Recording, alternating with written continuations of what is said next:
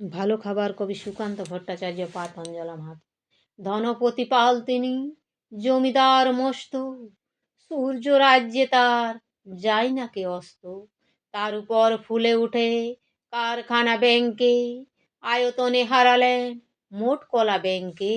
সবার হুজুর তিনি, সকলের কর্তা, হাজার সেলাম পান দিনে গড় পড়তা। সদাই পাহারা দেয় বাইরে সে পায় তার, কাজ নেই তাই শুধু খাই খাই বাই তার। এটা খান সেটা খান সব লাগে বিদ ঘুটে, টান মেরে ফেলে দেন একটু খাবার খুঁটে।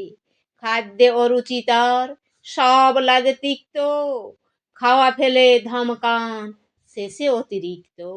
দিন রাত চিৎকার আরো বেশি টাকা চায়, আরো কিছু তহবিলে জমা হয়ে থাকা যায়।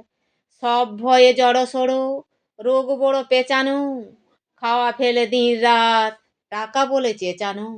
ডাক্তার কবিরাজ ফিরে গেল বাড়িতে, চিন্তা পাকালো জট নায়েবের দাড়িতে।